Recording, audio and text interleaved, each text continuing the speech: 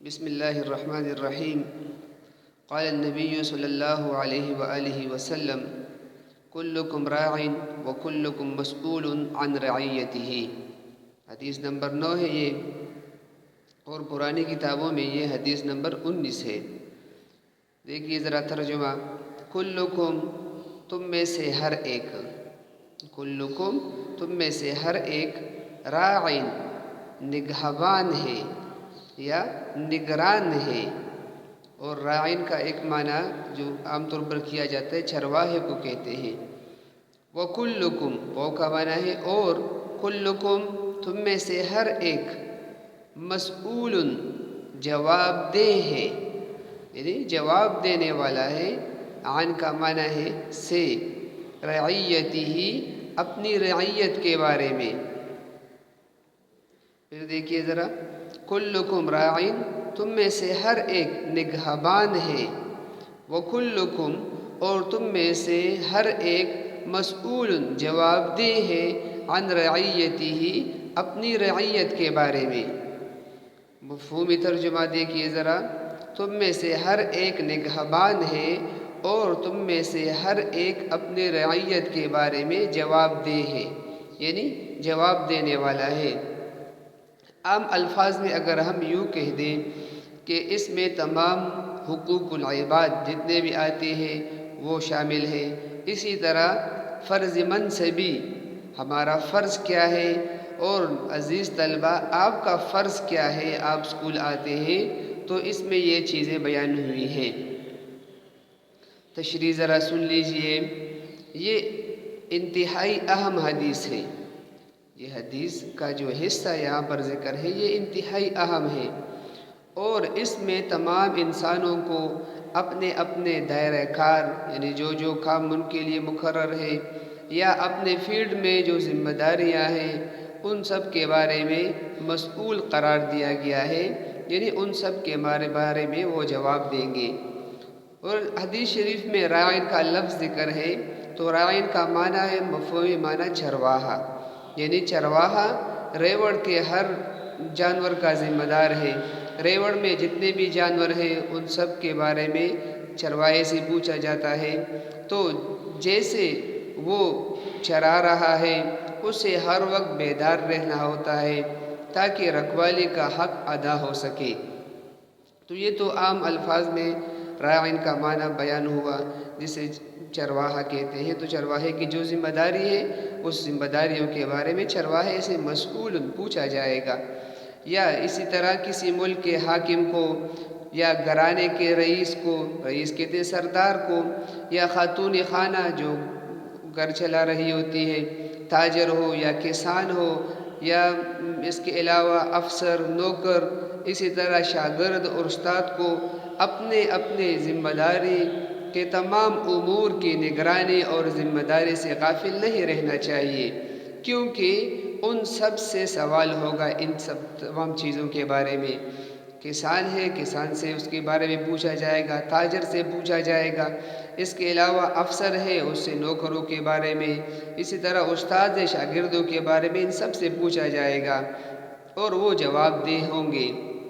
اس کے علاوہ اگر اس حدیث پر اگر ہم عمل کریں تو یہ دنیا جنت نظیر ہو جائے گی، یعنی دنیا کی مثال جنت بن جائے گی، کیونکہ ہر ایک اپنا حق پہچان لے گا۔ تو جب کوئی ہر ایک اپنا حق پہچانے گا تو خود بخود دنیا جنت کی طرح بن جائے گی۔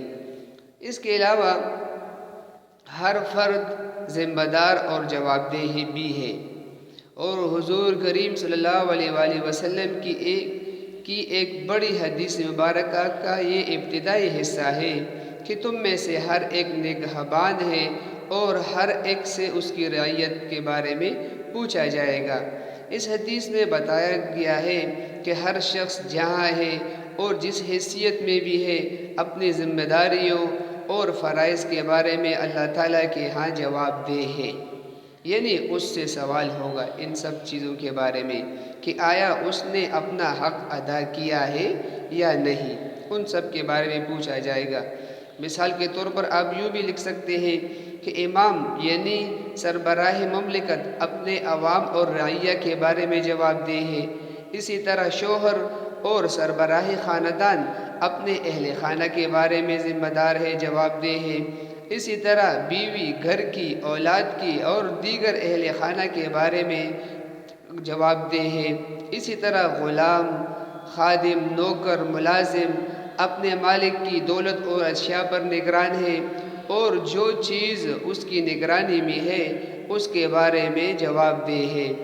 ہر حاکم، افسر، جرنیل، فوجی وغیرہ قوم کا امین اور جواب دہ ہے۔ تو ہمارے معاشرے میں جتنی بھی چیزیں آتی ہیں، جس کو جو اختیار ملا ہے ان سب کے بارے میں جواب دہ ہے، جواب دے گا۔ اس کے علاوہ آپ اس حدیث میں جو ہم نے شروع میں کہا کہ یہ تمام حقوق یعنی اللہ تعالیٰ کے جتنے حقوق ہیں اسی طرح بندوں کے جتنے حقوق ہیں، تو حقوق العباد کا یہاں پر خاص طور پر ذکر ہے، اور ان کے علاوہ فرض منصبی، احساس ذمہ داری اور فرض منصبی ہمارا کیا ہے اس کے بارے میں ذرا سن لیجئے۔ اسلام معاشرے کے تمام افراد کو احساس دلاتا ہے کہ ہر شخص اپنی اپنی جگہ ایک کردار ادا کرنے کے لیے پیدا کیا گیا ہے، وہ بے مقصد پیدا نہیں کیا گیا۔ ان سب سے مل کر ایک ذمہ دار معاشرہ مارز وجود میں آیا ہے، تو جس میں ہر ایک اپنا دائرہ اختیار رکھتا ہے، ہر ایک کو اختیار حاصل ہے، چاہے وہ نیک کام کرے اس کو اختیار ہے، چاہے وہ برا کرے اس کو بھی اختیار ہے۔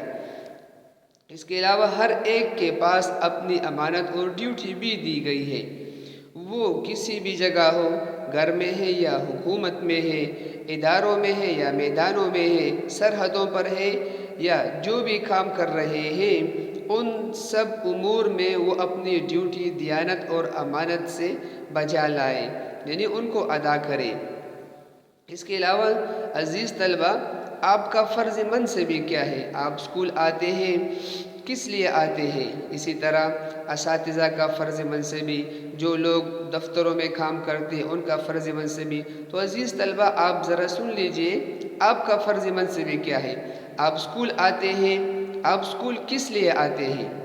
تو یہ آپ کے ذہن میں سوال ہو۔ میں اسکول آتا ہوں صرف پڑھائی کے لیے کہ میں پڑھوں، تو آپ کے لیے پھر ضروری ہے کہ آپ اپنا تمام وقت، جتنا وقت آپ کو دیا جاتا ہے وہ تمام وقت آپ پڑھائی پر لگائیں، اپنا ذہن یعنی دماغ پڑھائی کی طرف متوجہ کرے، اپنی زبان پڑھائی کی طرف متوجہ کرے، آپ کا لکھنا ہاتھ یہ پڑھائی کی طرف متوجہ کرے، بدن کے جتنے بھی حصے ہیں آپ ان سب کو پڑھائی کی طرف متوجہ کریں، یہ آپ کا فرض منصبی ہے۔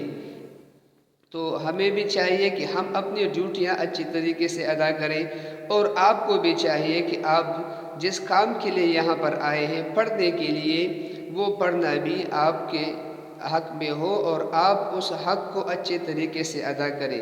اس کے علاوہ آپ کی سوچ بھی پڑھائی کی طرف متوجہ ہو۔ اللہ تعالی ہمیں عمل کی توفیق دے، اور اللہ تعالی ہمیں اس حدیث پر عمل کرنے کی توفیق دے۔ یہ ہم نہیں کہہ سکتے کہ ہم آگے کیا کریں گے، کیا کیا سوالات ہوں گے دنیا میں، جو کچھ بھی آتا ہے اگر ہم اس حدیث کو اپنے نظر میں رکھیں اور اس حدیث کے مطابق ہم اپنی زندگی گزاریں تو ہمارے گھر بھی جنت بن سکتے ہیں، ہمارا معاشرہ بھی جنت بن سکتا ہے۔ اس کے علاوہ ہمارے اسکول، کالج، یونیورسٹیاں وغیرہ بھی جنت بن سکتی ہے اگر ہم صرف اور صرف اس حدیث پر عمل کریں۔ اللہ تعالیٰ عمل کی توفیق دے۔ وآخر دعوانا ان الحمد للہ رب العالمین۔